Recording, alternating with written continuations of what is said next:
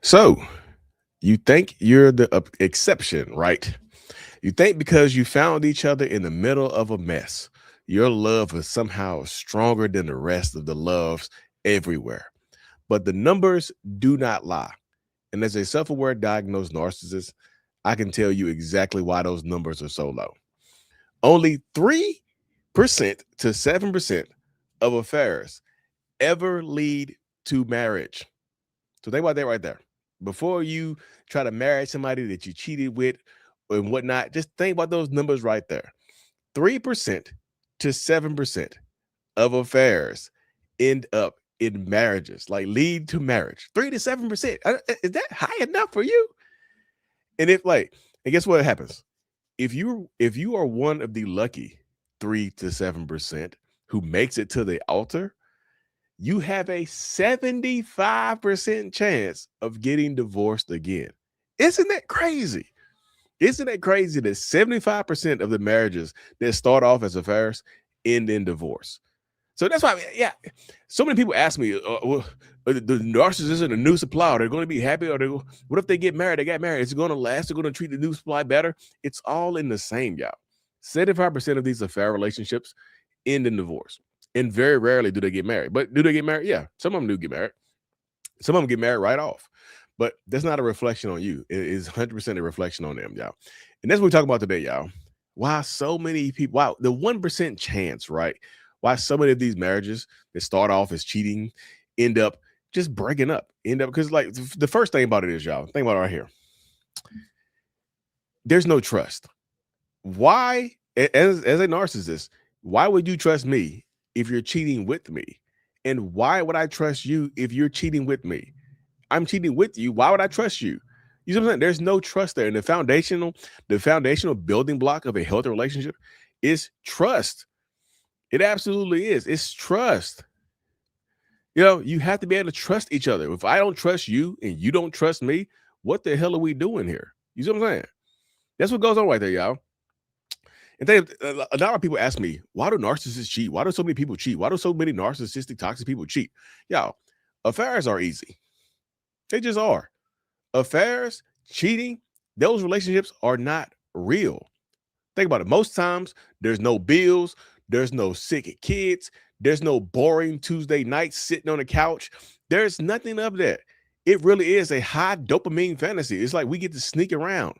We get to sneak around. We get to creep around, especially if you know each. If it's between people we know, that's what ends up happening right there, y'all. If it's somebody we know, it's gonna get messy. It's the thrill of it. The thrill is there. So when the thrill goes away, what happens? The relationship goes away. When we no longer have to sneak around, guess what? It's no longer exciting. Now, guess what? There are boring Tuesday nights. Now, there are bills. Now, there are sick kids. And sometimes there are more bills because if I leave my family and you leave yours, I might have to pay for my family. You might have to pay for yours. You see what I'm saying? There's so many different things right there. Now, you got kids that hate you. My kids hate me. Your kids hate you. That's why so many of these relationship dynamics fail. So think about that right there, y'all. When you marry the affair partner, you aren't bringing home your soulmate. I know sometimes they will convince you that it's your soulmate or whatever the case may be. You're my soulmate. You're this, you're that. You're bringing home a person who proved that they will lie to get what they want. You're bringing home an untrustworthy person. This is what happens right here. You think you're bringing home, you think you're bringing home somebody you can trust and whatnot? No, you're bringing home somebody that you can't trust. Oh, you think I got that WAP. It's the best I ever had. That's why we trust. Our connection is unlike any other ever. Come on now. Y'all be believing that? Just think about that, right? You know, you, pretty much you, you promoted your vacation fling to a business partner. And they really don't have the resume for it because if y'all both are leaving marriages, y'all both have failed marriages because you failed the marriage. You can blame the other person. You can do all that type of stuff right there. But this is what goes on right here, y'all. Now, a lot of people ask me, like, so Lee, so well, why do they fail? Why do these relationships have such a high failure rate? I'm glad you asked. The first rule is called the how you got them rule. You lose them how you got them. If they cheated with you, they will eventually cheat on you. Both partners are living in a house of mirrors now. Like, we both are reflections of each other. Yeah, we both are cheaters. How can we trust each other? It's crazy as hell. Like, because we're both cheaters, or at least one of us is a cheater, right? Like, you're constantly wondering in the household if they lied to their ex and were so good at lying and hiding the relationship for 2 years or 5 years or whatever the time period was, right? How do I know they aren't lying to me right now? Or am I delusional enough to believe that they wouldn't lie to me, even though they lied to the person they took vows in front of the Lord for, right? Am I delusional enough to think I'm more special than the person that you had kids with or you raised your life together with? You see what I'm saying? Am I that delusional to think I'm special? You know, am I that delusional to think I'm just better? Are there some people out there who think that? Yeah, absolutely. Some people think that they're just more the new supply. A lot of times, y'all, they don't think that they would be lied to because a lot of times they think they're better than you. They think they're more qualified for your partner than you are, right? They think you just don't treat them right. I'm gonna treat them real good. You didn't give them everything. I'm gonna give them all this type of stuff. That's what happens, y'all. So that's one reason why these relationships fail so much, because y'all can't trust each other. Like, we looking at each other. I'm a cheater. You're a cheater. What the hell are we doing? This is goofy. But now sometimes you feel like you're forced to be together because sometimes the relationship is out there in the open now, right? The relationship is out there in the open. So now you feel like you're forced to be together because the relationship has been exposed. So that leads to the second part of why these relationships fail so much, is because the social isolation happens, right? Because now the affair isn't hidden anymore. You're just not sneaking around anymore. You might have lost your support system. Your family and friends might look at you differently. Your family and friends no longer trust you, right? Your best friend doesn't pick up the phone when you call anymore. Your mom and dad look at you kind of weird. They like you kind of dumb, right? Now they don't trust you anymore. Now you and your affair partner, you're on this island together, and sometimes all you have is each other, right? All you have is each other. And sometimes you're gonna look at your affair partner, y'all gonna get the new supply and the narcissist, they're gonna look at each other and they'll be like, I hate your ass. You ruined my life. They're gonna start blaming each other for ruining each other's lives. That's what's gonna happen. That's literally gonna happen. They're gonna start blaming each other for ruining each other's lives. Isn't that crazy as hell? You know what I mean? Isn't that insane? I'm going to blame you for ruining my life, even though I was an active participant in this situation right here, even though I'm actively doing it to myself. That's what happens right here, y'all. So you got to get into that space right there, y'all. Like, these relationships fail so much because a lot of times it's just y'all two.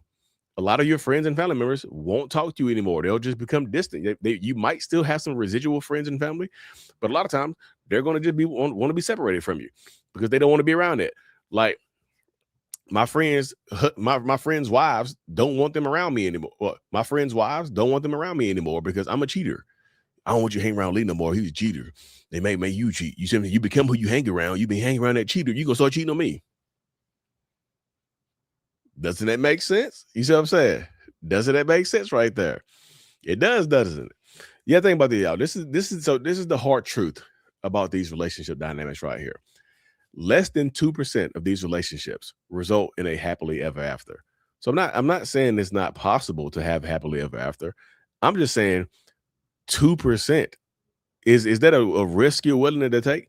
Are some people willing to do that? To risk the rest of that, to risk their life and happiness and stability for a 2% chance to live happily ever after? Yeah, there are some people out there who would absolutely do that, right? There's some people out there who are willing to take that risk. 2% is not zero, so I'll take that 2%.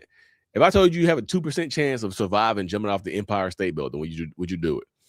I say, hey, look, there's a 2% chance you'll survive jumping off the Empire State Building, and that 2% chance, like, you get $100,000, you get $1 million. Most people wouldn't take that jump. Because most people wouldn't leap off the Empire State Building with a 2% chance of survival and $1 million. Are there some people who would? Yes. There are some people who will literally hop their happy asses right off the Empire State Building and think they're going to survive. 2% chance. Probably less than that, but you know what I'm saying? That's right there. So it's less, in the statistics say it's a less than 2% chance. So it's like they rounded up to 2. So it's less than 2%. So it's like 1.6. It's at least a 1.6, 1.5% chance of survival, right? Because they rounded it up to 2. That's crazy. That's insane. So, like, most people think that they found the one. You didn't find the one. You found a temporary one. You found a temporary escape that became a permanent. That's going to come with a permanent cost.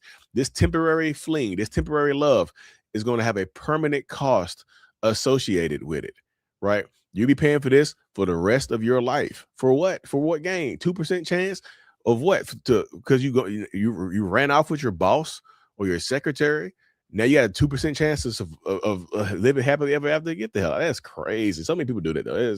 To me, that's crazy. So think about it like this, y'all. If you're waiting for the person who cheated with you to suddenly become a person of integrity, you're doing math the wrong way, right? You're doing reverse math. You're multiplying when you should be dividing. You're adding when you should be subtracting. You're you're taking something to the exponential power when you should be square rooting it. You see what I'm saying? This is the mindset right here that so many people go into right here, though. And I'm just telling you, like, these relationships typically don't last. So are they going to be happy with the new supply? Less than a 2% chance.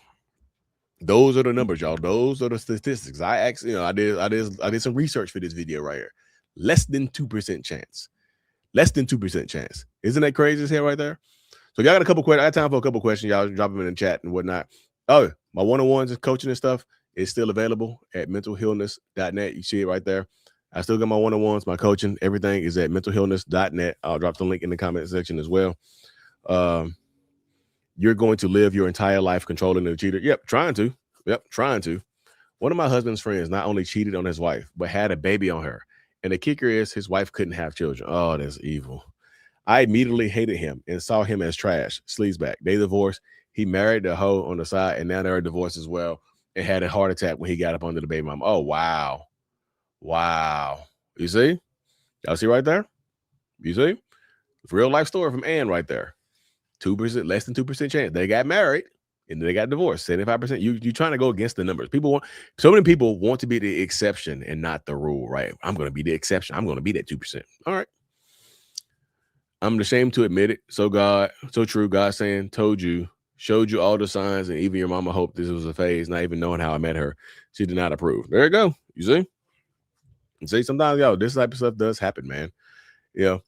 A relationship full of secrets is the wrong relationship. Absolutely.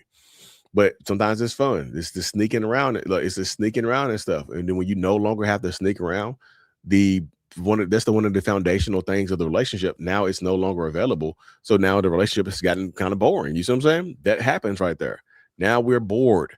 Now the same boredom I felt at home initially that drove me to this cheating relationship is the same boredom that I'm feeling now with this person, with you. You see how crazy? You see how I came full circle right there? How crazy it is? How insane it is? How full circle that came? That's how it goes right there, y'all. That's literally how it goes.